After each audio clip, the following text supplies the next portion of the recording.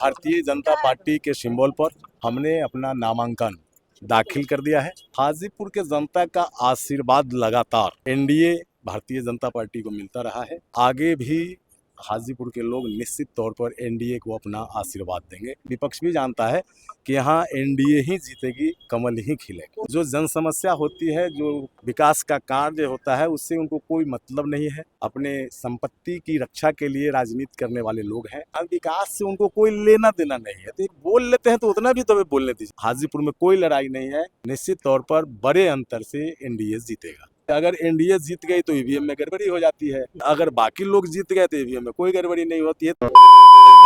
नमस्कार, आप देख रहे हैं द पब्लिक प्यार। अभी हम मौजूद है हाजीपुर समाहरणालय में। जी हम आपको बता दें कि आज हाजीपुर विधानसभा क्षेत्र से बीजेपी प्रत्याशी के रूप में अवधेश सिंह ने अपना नामांकन पत्र दाखिल किया। तस्वीरों में देखिए किस तरीके से नामांकन दाखिल करने के बाद बीजेपी प्रत्याशी अवधेश सिंह को लोगों के द्वारा स्वागत किया जा रहा है। जी हम आपको बता दें कि अवधेश सिंह का सीधी टक्कर इस बार हाजीपुर से आरजेडी प्रत्याशी देव कुमार चौरसिया से होना है।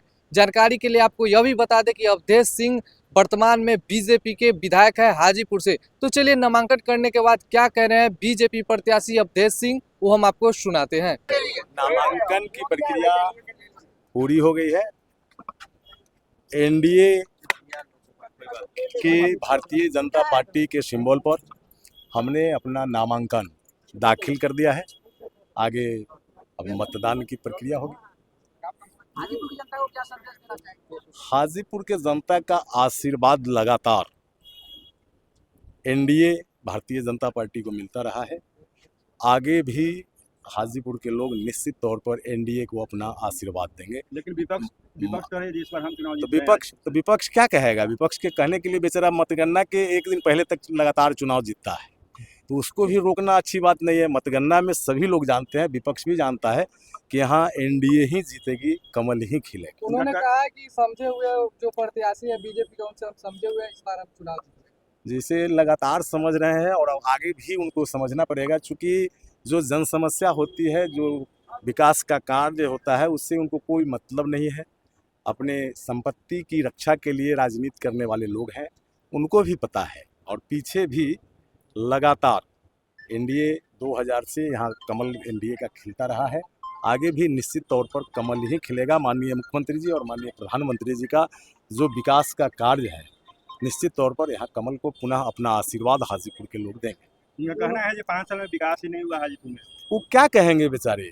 अरे विकास से उनको कोई लेना देना नहीं है। तो बोल लेते हैं तो उतना भी तो हमें बोलने दीजिए। आप लोग उनका कहना है तो बेचारे क्या कहेंगे कि विधायक जी बहुत काम किए हैं, वोट हमको दीजिए। स्वाभाविक बात, कोई मुद्दा नहीं है।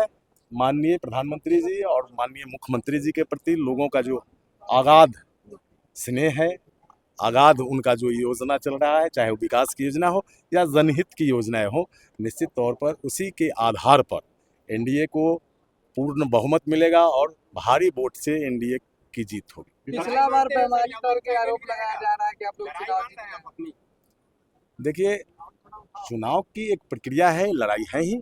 बाकी बच गया हार जीत का जो विषय होता है, उसमें हाजीपुर में कोई लड़ाई नहीं है। निश्चित तौर पर बड़े अंतर से एनडीए जीतेगा। गड़बड़ करके चुनाव जीतने का भी आरोप विरोधी। देखिए, अपने कार्यकर्ताओं का मनोबल बढ़ाने के लिए वह भी एक अच्छा, और सभी देशवासी जानते हैं कि अगर एनडीए जीत गई तो ईवीएम में गड़बड़ी हो जाती है, और अगर बाकी लोग जीत गए तो ईवीएम में कोई गड़बड़ी नहीं होती है। तो उनका भी जो दोमुही बातें हैं, ये देश की जनता और बिहार की जनता, विशेषकर वैशाली जो लोकतंत्र की जमी रही है, एक लोग जानते हैं।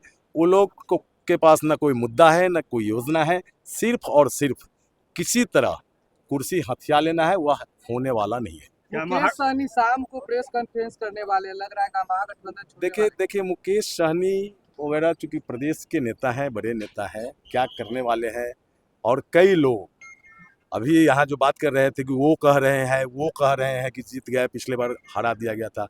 अरे वो लोग न किसी दल से मतलब है, न किसी के दिल से मतलब है। वो लोग किसी तरह सत्ता हथियाना चाहते हैं, लंबे समय तक कहीं रहना, और टिकट न मिले तो कहीं चला जाना। तो वैसे लोग हैं, उन लोगों के बात पर जनता विश्वास कैसे करे? सर महागठबंधन में प्रत्याशियों को लेकर खींचतान महागठबंधन के प्रत्याशियों का चयन हमें नहीं करना है, वो महागठबंधन वाले लोग करेंगे, उन्हीं से पूछिए, वही बताएंगे। क्या एनडीए में सब कुछ ठीक ठाक है? बिल्कुल ठीक ठाक है, सब कुछ ठीक ठाक है, खूब बढ़िया है, एनडीए भारी मतों से जीतेगा।